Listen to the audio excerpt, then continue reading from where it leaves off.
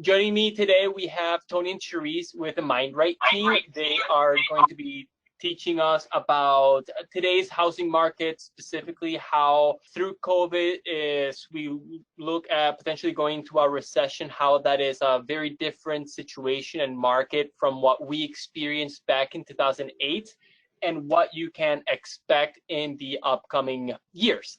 As for me, I'll be talking about what you guys can do to become better insurance consumers, as well as forecast different claims and make sure that you guys are better covered when you guys take this new and exciting step in your life. I'll tell you a little bit about me. I'm the personal risk manager here at the Starr Group. I strongly believe that it is very important to understand everything that's going on in the house and in the household to make sure that when there's a claim that we are adequately covered. It is very important to understand that first and foremost, we design the risk to make sure that there's coverage and then look at what companies are going to be the most beneficial to that specific situation. Because a lot of times people have that misconception to do it kind of backwards. First look at the company and then kind of pigeonhole or fit a round peg in a square hole to make it somewhat work, and that's how a lot of exclusions and gaps occur.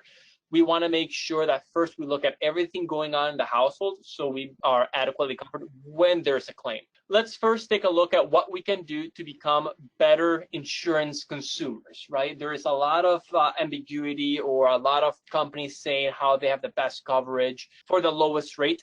As consumers, we actually have a lot of power to make sure that we kind of stack the deck in our own favor. So one of the things, especially as you look to potentially buy or invest in real estate, is looking at your own insurance score.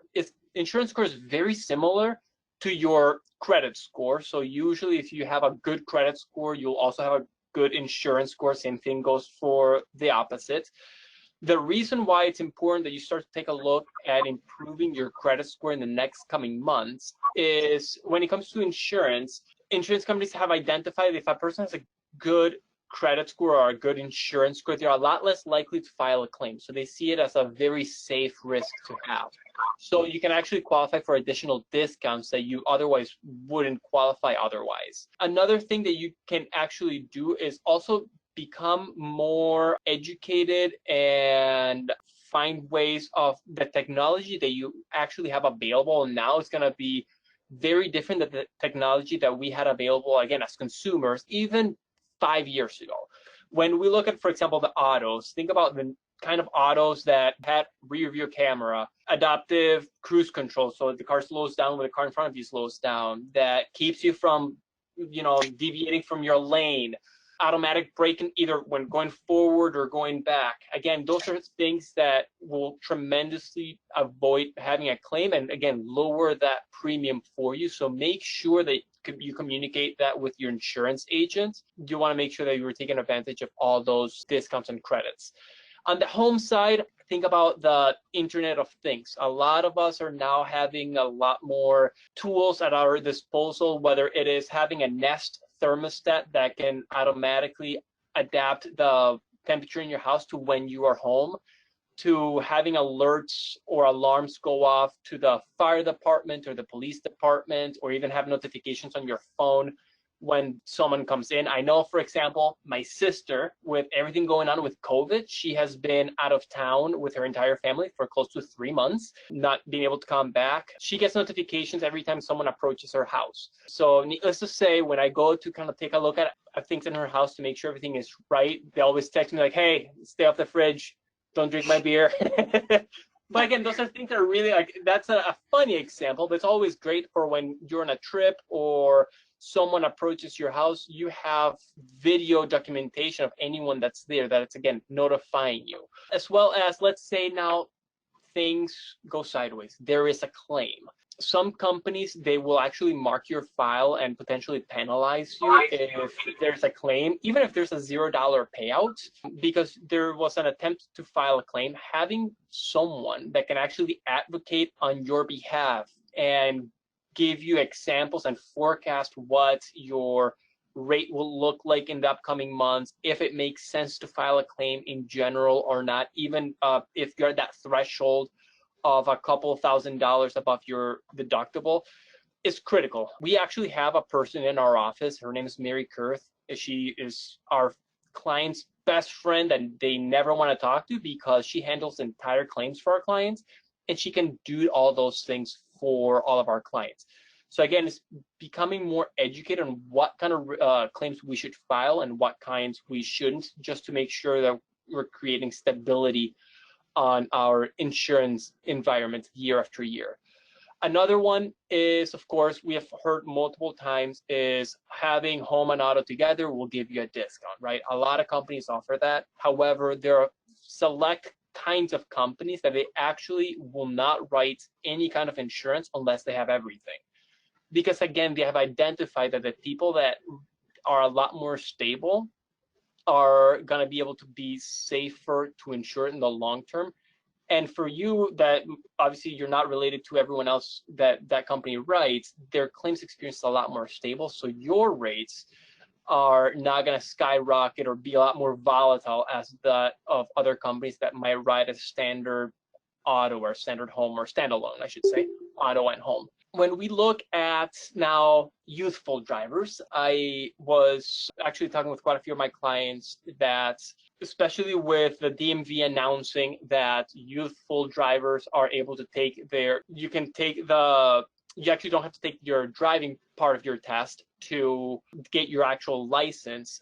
That is kind of a two-sided sword, right? As parents or as teen drivers, that's a huge sense of freedom that now comes into the household. However, that comes with a lot of additional responsibility and things that we need to look out for. One of the things that you can work with your new teen driver is having a parent-teen driving agreement. That will help you guys tremendously to set the rules of the house. I know, again, for me, before I was 19 years old, I had totaled 2 cars and got a speeding ticket going over 30 miles an hour over the speeding limit. My parents would have loved to have had something like that in place where, again, allows you and your kids sit down to set expectations, what's allowed, what's not allowed, and as well as have consequences that will allow you guys to avoid a claim from happening. Same thing as working with your teen to make sure that they're working on improving their GPA, as they get a very substantial discount for being a good student. Same thing as taking classes for being a safer driver. A lot of insurance companies either pay for those classes in full or subsidize those classes. And they're pretty easy, a couple of hours. They can a lot of times do them electronically, and your teen driver can actually get discounts or even sometimes gas cards or gift cards for taking and completing that course, which again not only can help you guys avoid having costly tickets, accidents, but most importantly getting an injury either inside of the car or outside of the car, which is tremendous. Lastly, let's talk about some claims, especially as we look into some of the storm cells that are moving towards us right now. In Wisconsin, we see 3 different kinds of claims, the most, one being wind and hail, the other one being fire, and the other one being water. When we look at wind and hail, a lot of people don't know that in Wisconsin, we see over 250 claims each year. That's a lot. As a result, a lot of insurance companies limit or adjust how those claims are being paid out, whether you know it or not. Most large advertisers are insuring your roof for full replacement value for the first 15 years of age of the roof. After that, they pay after depreciation. What that means is, let's say there is a hailstorm that damages your roof. Your roof, for a very modest roof in Wisconsin, is going to cost $10,000 to replace, okay? Let's say your roof is 15 years old. At that point, the insurance company will say, hey, your roof only has about 25% life expectancy left. We're not going to pay the $10,000. We're only going to pay the $2,500. Now, you as a homeowner has to come up with a difference. So think about how or where you're going to find $7,500 to pay for that difference. Those are like critical conversations and critical gaps that we see on a regular basis, which is why we handpick companies to make sure that all of our clients have the full replacement value of the roof for the life expectancy of the roof here in Wisconsin, which in Wisconsin is about 20 years. So we want to make sure that our clients are adequately covered when that happens. Another thing that we see a lot is structural versus cosmetic. The structures, when, for example, a hail pierces and damages the shingle itself. However, what happens if part of the roof is replaced, the other part is perfectly okay? A lot of insurance companies only replace the part that's affected. Now you have a mix matching in the roof, primarily because of sun damage. Even if it's the same manufacturer, same model, you're gonna have two different colors just because of that sun damage. It's important to understand what we can do to make sure everything is replaced so everything matches and you don't have two kinds of siding or two kinds of roofs on your roof and everything is very cosmetically appealing moving forward. When it comes to water, a lot of people think, water is water. However, that's not the case. In Wisconsin, we see different kinds of water losses. A lot of times we see, from the leaky pipes that's covered under your homeowner's policy. However, when it comes to water, there are a lot of exclusions because claims tend to be very, very large. One of the exclusions that I see by far the most is the number 2 claim that we see here in Wisconsin, which is sewer and water backup. If you don't see it in that homeowner's policy, it's because you don't have it. When we're looking at how much coverage people should have, if you have an unfinished basement, and again, a very modest unfinished basement, just the cleanup alone, whether your sump pump were to fail or your sewer system actually back up, which that's mostly the kinds of claims that we see here, it's going to be at least $5,000. Bare minimum, we will need to replace hot water heater and furnace. That's easily another 5.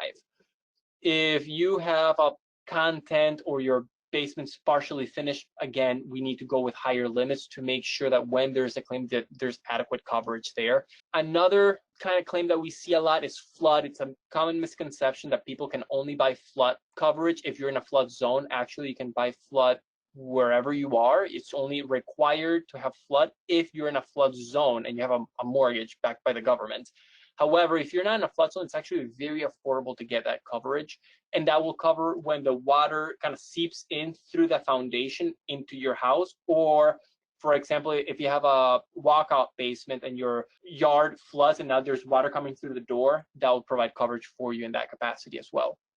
And then lastly, the last exclusion that we see on a regular basis in regards to water is hydrostatic pressure. That is when there's a lot of water in your yard that's saturating, and that's pushing your walls inwards, where now your yard is essentially in your basement because your walls caved in.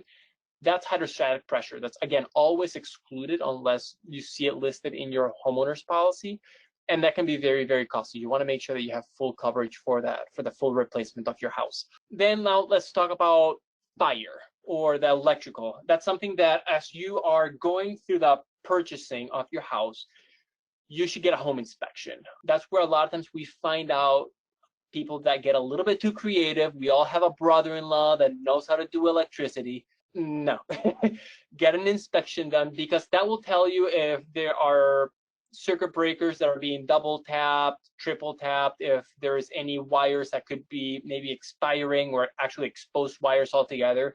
That's a fire waiting to happen. So make sure to get that fixed. Same thing if you're buying an older home where it's older than 50 years old. It might be a good idea to actually hire an electrician to make sure that the electrical system in place is actually performing at its best. Today, we're using appliances and electricity very differently than back then. We're having a lot more things plugged into the wall. A lot more things are drawing a lot more power. You want to make sure that your circuit breakers are having the capacity that fits your lifestyle. When we're looking at things that you can do to avoid a claim, is one, make sure that you are maintaining your furnace as well as your AC unit. Hire an HVAC once a year to make sure that they're maintaining it. Not only will that avoid having a claim, but also make those appliances last longer and lower your electric bill. Second, make sure that you are getting someone to clean up your fireplaces as well as wood burning stoves, as that will avoid any soot build as well as avoid any fires from occurring. And make sure to clean out also the exhaust, I'm sorry, not the exhaust, the pipes that connect your dryer to the outside world. There's a lot of lint that built there and are very likely to cause a fire in the future. Next up, we have Tony and Charisse. They're going to be talking to us about the housing market, what we're going through today is very, very different from what we experienced in 2008, and how the MindRight teams takes a very consultative approach at forecasting what each families can do to fit their lifestyles. Well, thank you for the intro, Marco. And as always, we are honored to be a part of a Starr Group collaboration. And thank you for that very informative presentation. It was awesome. So quickly, before we dive into stats, we just wanted to introduce ourselves. We are Tony and Charisse Giangreco, co-founders of the MindRight Realty Group of Keller Williams Realty. We are a family-owned and locally operated full-service real estate team. We work out of southeastern Wisconsin. We have a very strong emphasis on mindset and building lifelong relationships, not only with our clients, but also with our community. And next up, we have Katie Ninkovich and Eddie Martin. Katie and Eddie are actually our two full-time buyer specialists working exclusively with buyers. And this is very important based on the current timing of the market. It's moving very, very fast, and it's extremely important to have a buyer specialist that can hold the current pace of the market with buyers as this market progresses. And then next up, we have Melissa and Ty Nowak, who are our transaction coordination team. Melissa really handles back-end coordination, okay? So you can think of Melissa as the conductor of the orchestra, and she's making sure that all of the moving pieces that are coming very, very fast during a transaction, they come together and they make it to the closing table. So really what she's doing is she's just making beautiful music. That's what Melissa is doing. But she is also doing coordination, right? So she's managing really critical deadlines that are very important during the transaction. Melissa is also making sure that she's coordinating closing dates and she's coordinating title. So those are just to name a few of the things that Melissa takes care of on the team. And then we've got her husband, Ty. And Ty is the guy. He is our in-field transaction coordinator. So what Ty is really going to do is he's going to show up on site to properties. He's going to do final walkthroughs. He's going to show up for the home inspections. He's also going to coordinate our contractors for sellers and buyers as well. And on the selling side, you know, sometimes that is really dynamic, and that means that there's multiple contractors being coordinated, and also sometimes multiple evaluations and estimates being done. And so Ty's really that guy. He's in the field and he's really taking charge of all of the in-field transaction coordination. And then next up, we have our marketing team, which is Paige and Casey Jones. And so Paige is our marketing manager, and she handles all of our social media. She handles our graphic design as well as all of the marketing pieces for our listings. And she also helps coordinate a lot of the client events that we have. And Marco, I know you've been to some. They're a ton of fun. Those are just a couple of the things, the roles that she focuses on in her position. And then we've got Casey Jones, who is obviously her husband. Casey Jones is the owner and CEO of Shutter Zone Media. He handles all of the photography, the videography, the 360 tours, which, by the way, is extremely important to offer to your sellers these days with COVID-19. And of course, he shoots all of our team videos and some of our funny promo videos that we do that go onto our social media pieces. And that was a little bit about our team. And I wanted to just also talk very briefly about why the MindRight Realty Group partnered with Keller Williams. First of all, we are the largest real estate. We also have more than 1,000 offices and 180,000 sales associates. We're also #1 in units and sales volume in the United States. And of course, we are the #1 company in training across all industries, not just in real estate. So I wanted to share that with you because it's just really important to know, you know, who you're doing business with. Some accolades that I just wanted to highlight is we have many, so I'm just going to go over a couple of them really quickly. Just in 2020, Forbes actually named us Best Company for Diversity. Also, we were named the 2020 Tech 100 winner for Command, which is The first of its kind ever end-to-end technology platform being built in real estate for real estate agents and for the consumer. And then we are also the #1 happiest company to work for in America. And we'll say we do have a lot of happy agents here with Keller Williams. So I just wanted to cover a little bit of that briefly with you guys, and just take a few moments to really talk about who we are as a team, who we are as a company, and of course who we are as a brokerage, because we're committed to always delivering the most relevant and valuable information about the local and national market. So to dive a little bit deeper into that subject, I'm actually going to pass the baton to my husband, Tony, who actually really enjoys and loves talking about stats, believe it or not. So he's really going to take you guys into what the state of our current market looks like, not only on a local level, but also on a national level. Thanks, Charisse. You got it. And thank you again, Marco, for putting this together and educating us beyond the average insurance professional on how to minimize our risk and how to be savvy consumers. So as a real estate professional, the #1 question that we get asked every single day is, how's the market? How's the market? How's the market? And it is a very dynamic question because it really depends on what your goals are as a consumer, whether you're looking to list your property for sale, whether you're looking to purchase a new property, if you're looking for investment properties. But what we really want to do right now is give a snapshot of where is the market at right now during the COVID-19 crisis, and also where do we see it and where are the experts saying that it's going to be going in the near future. So the #1 challenge that we are facing in the real estate industry, and this is coast to coast, is a lack of housing inventory. Right now, there's an incredible shortage of housing supply. There's just fewer homes available for buyers to purchase. And as you can see, this has actually been going on since July of 2019, seeing, you know, a year over year, month over month, year to year of a reduction in housing supply. And well, when COVID-19 hit, obviously there's a lot of people that pulled back from listing their properties for sale out of concerns and legitimate health concerns. And so that just kind of escalated this challenge that we're having with limited inventory and a lack of housing supply in the market. You combine that with right now what we're seeing is an incredibly high buyer demand.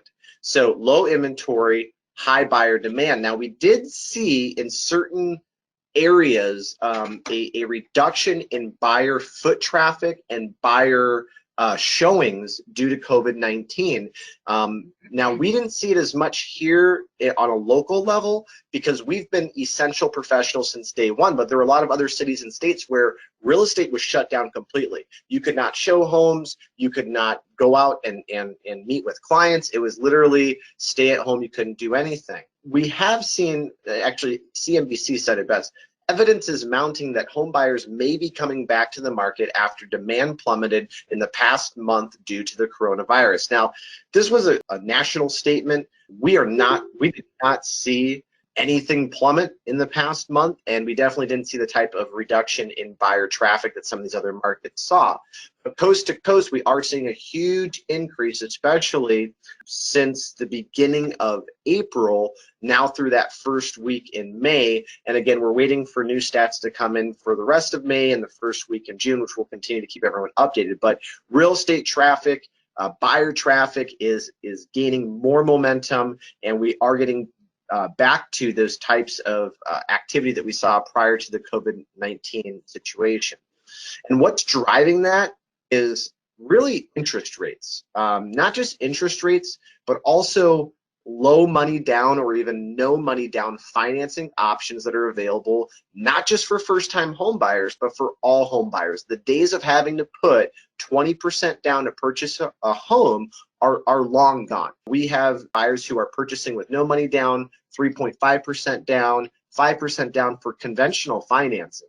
So these interest rates are historically low. We're seeing people right now lock in interest rates around 3%, 3.25%, 3.5%. And the mortgage credit availability index, which is really, it's, I guess the best way to explain it is that it is something that shows how difficult it is to get a mortgage in the United States right now. And so you can see that mortgage credit availability index is also hitting some historical lows. So not only is it easy to get a mortgage, but you don't need a whole lot of money, and interest rates are incredibly attractive. So housing supply remains at historically low levels. So house price growth is likely to slow, but it's not likely to go negative. And this was Mark Fleming, chief economist for First American, really projecting what we were going to see due to COVID-19. Now, again, certain cities, certain states did see price growth slow, but I don't think anyone has really seen it significantly go negative from the data I can see. We certainly are not seeing that here on a local level. So let's talk about home prices for a moment. You have a combination of limited inventory and high buyer demand.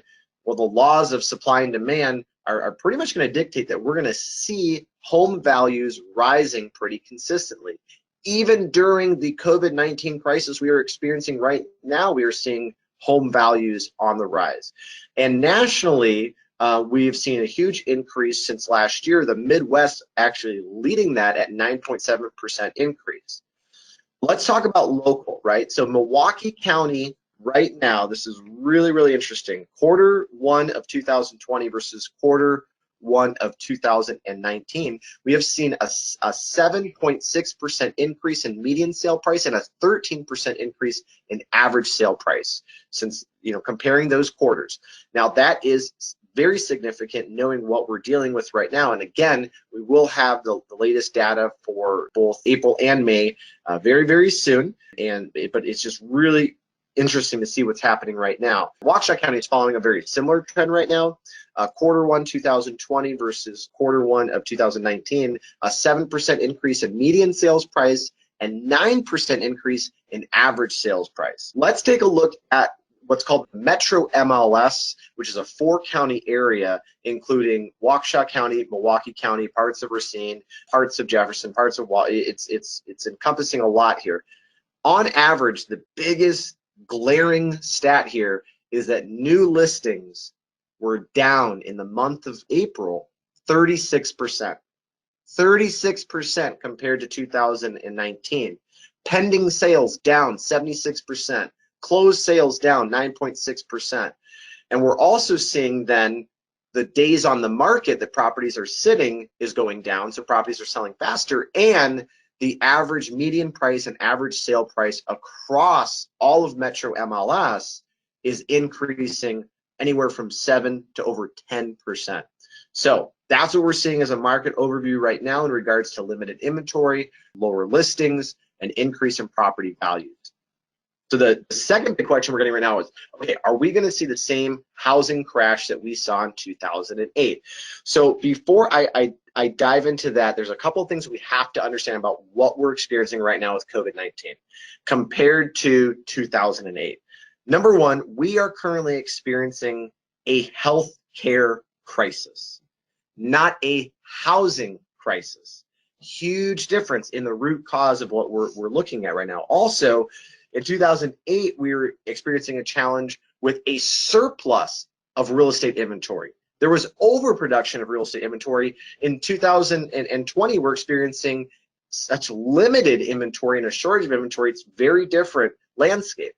Also, we are right now seeing home values continuing to grow and gain momentum even during this recession, and we are in a recession, versus the 2008 recession when home values began to just plummet.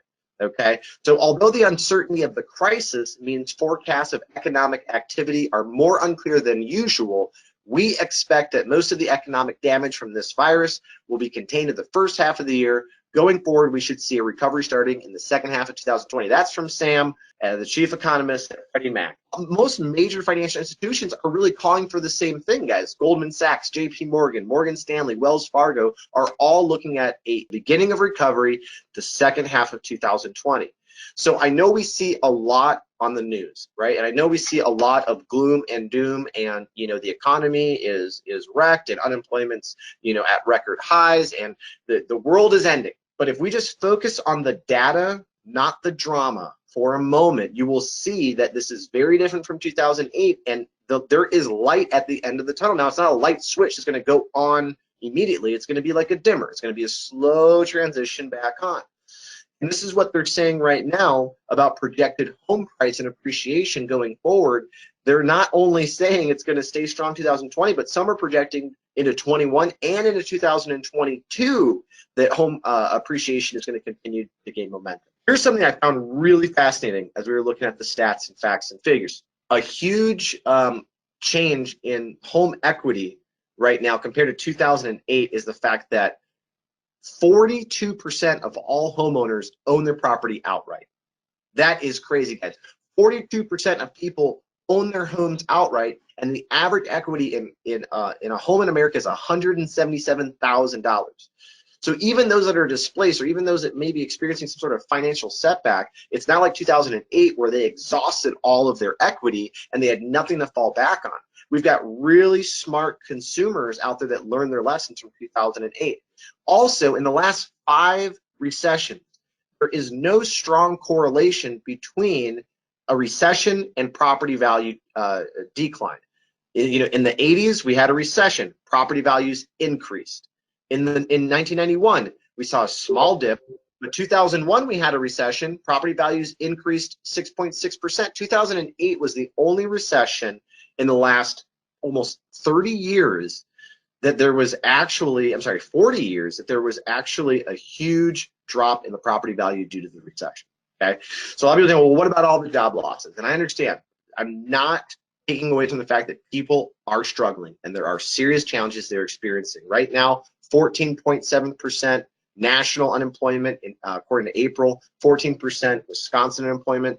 But what we're seeing here is that the unemployment filings are on a decline if you go back to the end of March to the first week in May. That is a good sign. When you see them starting to go downward, it means that we're starting to see a little bit less of a burden. Also, when we look at what types of jobs are being lost, the 3 top types of jobs that are being lost right now are servers, bartenders, retail, and temporary services. And I've got so much love and respect for people in this industry, but please understand, in 2008, the accountants, the IT professionals, the attorneys, the doctors, the highly paid professionals that tend to drive the economy a little bit more were the ones losing their jobs. What we're seeing right now are a lot of part-time, temporary, and somewhat transient type positions that are being displaced, and these are temporary displacements. Everyone is looking at this and saying, guys, these jobs are coming back. Restaurants and bars are already starting to reopen. And the real question is, what type of consumer reaction are we going to have as this dimmer starts to go back on and these retail establishments and bars and restaurants start to reopen? How willing is the population going to be to go back in there and support them so that they can bring back those employees? Well, I'll tell you what, I don't know if you've ever seen a bar in West Dallas, but they're packed already, okay? Charisse and I were at one of our favorite spots in Greendale having dinner and a beer. So I think that we are going to see a lot of people returning to these businesses very quickly, and that's why most likely we're going to see more depth, less length. We're going to see a heavier dip than we've probably seen in the past, but that rebound, that V-shaped curve that we're going to see with the unemployment and the economic recovery, I think is going to surprise a lot of people how quickly it comes back. So guys, that's pretty much our time. I really appreciate everyone being here with us and learning more about what's going on. I don't know if you can tell, I get really excited about talking about this stuff because what's all over the news right now is not reality. The stats and the facts that are coming in is giving us hope, faith, and a positive projection, the rest of this year. I really encourage all of you to please reach out to Marco if you've got any additional questions about insurance, about risk management. If you haven't had him check your stuff out, he has done wonders. He's like a miracle worker for us, for our family, for our clients, for our friends, and for everybody. And for any of you that are also, looking to learn more about real estate, accomplish your goals, please reach out to Charisse and I directly. We've got all of our contact information there. And I guess what we're going to do is just see if there's any questions in the chat so we can get into the Q&A. Awesome. Thank you, guys. All right, if you guys are ready, I got some questions for you too. Oh, great. Yeah, cool. Shoot them at us. All right, so this is for Tony and Charisse. Are you guys seeing any issues with appraisals due to the increase in property values? Great That's question. a good question. The industry as a whole is. Locally, we are. It's a big challenge when people are writing offers that are $5,000, $10,000, $20,000 above the asking price. The appraisal is there to really add some necessary checks and balances. Charisse and I have not had a single challenge with appraisals because, number one, we price the properties accordingly. And when we do receive those crazy, amazing offers significantly above the asking price, we physically meet appraisers on site, which a lot of agents and teams do not do. We provide them with our own comparable properties to support and reinforce the value. We also provide them with additional information about the competing offers. If there were 5 offers over asking price, that helps that appraiser understand that the fair market value is on the rise. We also provide them with all of the all of the property updates, improvements, and everything we can to help that appraiser really get to the value that we know is there, but that they may have a hard time because the market's moving so quickly and properties are selling so fast above asking price that it's very difficult for the appraisers to keep up. So, truthfully, for that reason, they really appreciate that. And they really appreciate somebody meeting them on site and giving them supporting data to help them drive that conclusion a little bit easier, because this is, again, a very intense market and situation we're in. So they really do appreciate that supporting data to help, get you to that purchase price when you meet them on site. Yeah, and that's something also on the insurance side. The appraisal that you guys do on the real estate side is very different than the appraisal that we do on the insurance side. Because you guys, as you mentioned, you're looking at market value, how much can we buy or sell this house in the current state of the market. On the insurance side, we look at it a little bit different because we don't care about how the market's performing. We care about how much again, there's a fire. How much is it going to cost us to tear down the house, remove all the debris, get architects, engineers, contractors, city permits and materials to rebuild the house from the ground up. Those two appraisals, even yes, it's the same house, is going to be completely different. Because, for example, you're buying a house in Greenfield. Let's say you're buying it for $250,000. You move that house, put it in Detroit, Michigan. Now, that house, not a lot of people might want to live there. Let's say it's $150,000. Now you move that exact house, you put it in San Francisco, where a lot of people are wanting to move there. That house might sell for $750,000, $1 million. In the insurance world, we don't care as much about the market value, we care about the replacement value of it. So that's a really good question. I like it a lot. Great point, Marco. And I think that sometimes people may confuse the two. When they hear appraisal, they think there's just one type of appraisal, but there's different types depending on the industry and the purpose of that appraisal. All right, our next one, kind of going off of talking about replacement value. How often or when do you know it's time to replace your roof, and how often do you replace things like furnace or AC unit to keep up with the maintenance on your house? Sure. So for the roofs, it depends on the kind of roofs. Most people in Wisconsin have asphalt shingles, and the average life expectancy is about 20 years, depending on the kind of maintenance that you do, the amount of sun or shade that it might have. It might last a little bit less, a little bit more. So that's why we require all of our companies to insure the roofs at 20 years, because we want to make sure that if there's a claim, that our clients don't have to pay that gap out of their own pockets. In regards to furnaces and AC units, I've seen some that can last a long time. It really depends on how they're built. I know right now with AC units, they are changing them from the standard ones to the high efficient ones, that now you cannot fix what you currently have. You have to replace them altogether because they just don't make the parts. In regards to furnaces and AC units, just make sure to update them, to maintain them. Usually they tend to be about 15 years of age, but you can make them sometimes last a little bit longer if they're well maintained. The next one is, if someone's looking to purchase a home, what is a good first step that they could take? Good question. So I would say I'm biased obviously, but the first step in my opinion is to meet with a buyer specialist. Because what we have found is that most first-time home buyers really don't know where to start at all. They don't have an established relationship with a mortgage broker or really reputable lender, and they really don't necessarily know. They have an idea, a general idea of what they're looking for, but they really need someone to listen to what their long-term and short-term goals are. What are they specifically looking for in a home? What does their financial situation look like? And then that buyer specialist connects them with all the other additional professionals and kind of creates that all-star team to help put together the strategy plan and accomplish that goal.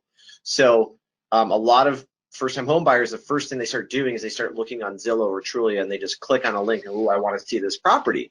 And that's, in my opinion, that's not the best place to start. The best place is getting together with a buyer specialist, sitting down, doing a consultation, outlining what you're looking for, getting your pre-approval, and being very proactive with the process. Charisse? Yeah, no, I would 100% agree with that. It's really the next biggest piece of that is to get them connected with the lender, right? Because we need to make sure that everything is aligned as it should be in order to get that pre-approval, and then this way we know what they're working with. And so we really can't get the home showing process going. In other words, we can't go out and take them to look at properties, especially in this market. It's painful. If you were to go out right now and you were to fall in love with a property and you didn't have a pre-approval to be able to write an offer for a house that you fell in love with, Johnny, on the spot, when you're going up against multiple competing offers, and you need that pre-approval in order to be competitive. And so it's really our job to connect them with those industry professionals. And so we can do that by connecting them with that lender, and then know what we're working with and looking for to set up their search criteria, and then get them out to those properties very, very quickly so that we can be competitive and write very strong offers based on that financing. Absolutely. And also, yeah, I definitely agree with that. And also, they can take a look and advise you as the new or the person that's looking to purchase a house what your lifestyle is like. Just because you don't want to overstretch yourself too thin and having to eat ramen noodles for the next 20 years. We call it house poor. And I think that's one of the biggest mistakes that we see first-time home buyers is really overextending themselves financially. And so the question that we always ask them, and sometimes it's not the question that a loan officer will ask them, is it doesn't matter what you can afford or what you're pre-qualified for, what is the maximum monthly expense that you would be comfortable with so that you can still maintain the lifestyle that makes you happy, right? And if you like to travel and you like to go out and you don't spend much time at your home, then starting off with something that's more economical and a smaller footprint and not exhausting, a huge portion of your disposable income. And building that equity and working your way up from there. I mean, that's the smart thing to do. Yeah. Absolutely. And that kind of goes hand in hand with our, consultative approach of asking more questions and really diving deep and helping guide people through this process instead of just being like, oh, you want to buy a house? Let's go find you a house. There's enough realtors like that out there. All right, this one is, how can I learn more about the value of my home? So you just Google it. No, I'm just kidding. But that's what a lot of people do. A lot of people are looking at Zestimates. A lot of people are going to Realtor.com, Trulia, Redfin, and they're looking at these online internet values of their property. And even those companies will state that they can be anywhere from like 15 to 20% off in either direction because it's just pulling raw data.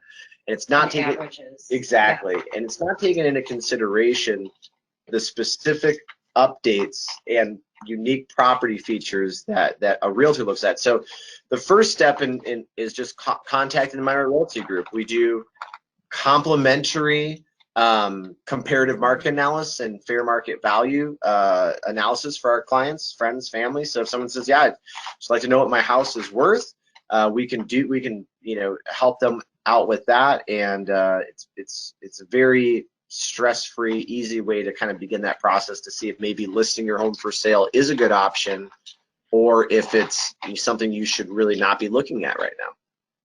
Yeah, and that speaks a lot of volume to what you guys are able to do. I know with one of my clients, you guys, they were looking actually at either selling their condo or renting it out, and after meeting with you, Tony, and especially with Charisse, you guys actually advised them to not sell the condo and actually put in some what's it called, as an investment property. Sorry, kind of draw blank there.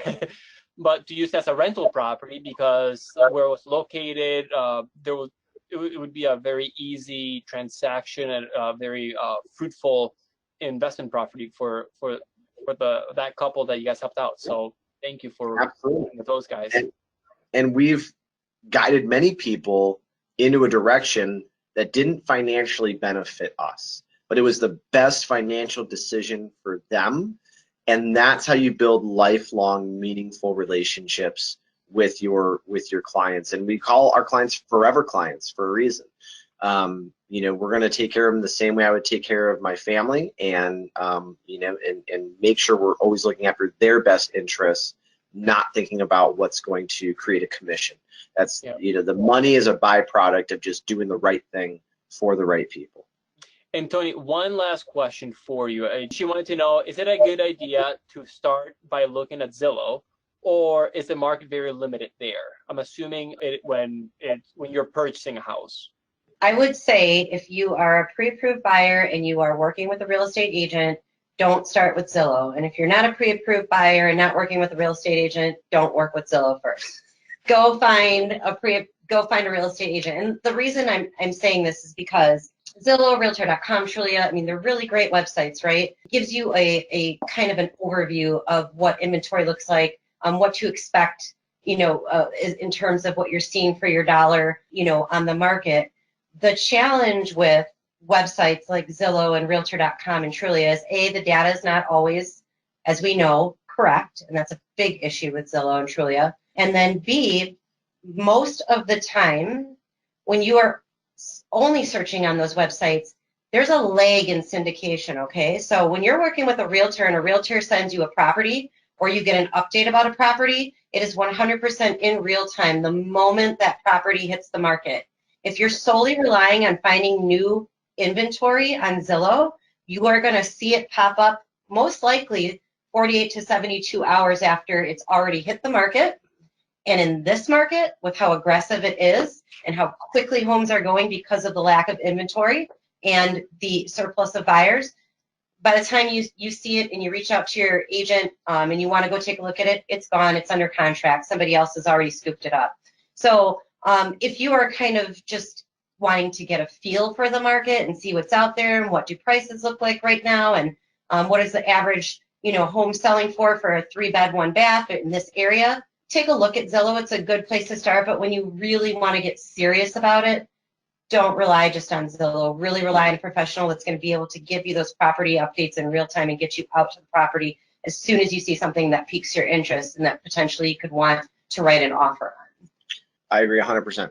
100%. If you are just casually, if you just like looking at properties online, which a lot of people do, there's a lot of people that just like looking at houses. Yeah. Then Zillow and Realtor.com and Redfin, they're very user friendly and they're very pretty and they're designed to increase that user preference, right? Like it's designed to draw in users. So it is like Facebook. Yeah, it wants you to keep clicking. Yeah. So if you're just casually looking, but if you are looking at real estate to actually purchase, the worst thing you can do is just be looking on Zillow and Realtor.com. Yeah, there's just a lot of missed opportunity with that, unfortunately. There's some properties that never make it onto Zillow. Mm-hmm. There's properties by the time they get onto Zillow, they're already under contract, like Charisse said.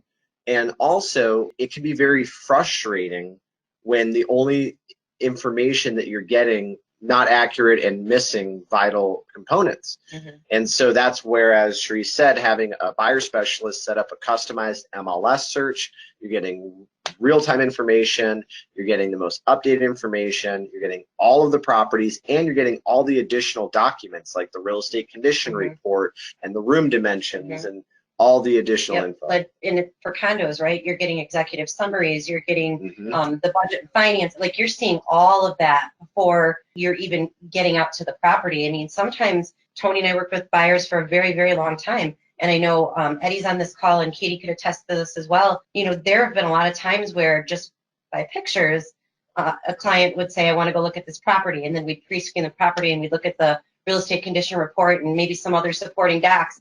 And after that, and seeing so many red flags, even though there were beautiful photos, right? There was a lot of red flags on the back end of that. And it was great because then we didn't have to waste their time, going out to see a property that looked beautiful in photos, but in the end was maybe going to be a disaster or a money pit based on some of the things that were mentioned in the real estate condition report, maybe foundation issues or easements or something, right? So yeah, you do get, that's, Tony makes a really great point with that, is that you get to see a lot of that back end information, which will also help you make a better and more educated decision before actually, going out to look at these properties too, because it can get exhausting if you're just looking at, everything, right? So that's why that pre-screening process is really super important.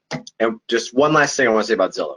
Okay, there's a big Zillow. It's the devil. No, Zillow is no, I'm not. I don't hate Zillow. And guys, I'm kidding. Zillow is a huge conversation in the real estate industry, by the way, because Zillow is literally their mission is to put realtors out of business. Mm-hmm. And take your data. And take the data. But they also do serve a purpose, and it's a changing market, and you have to accept the fact that companies like Zillow and Trulia and Realtor.com are going to be here.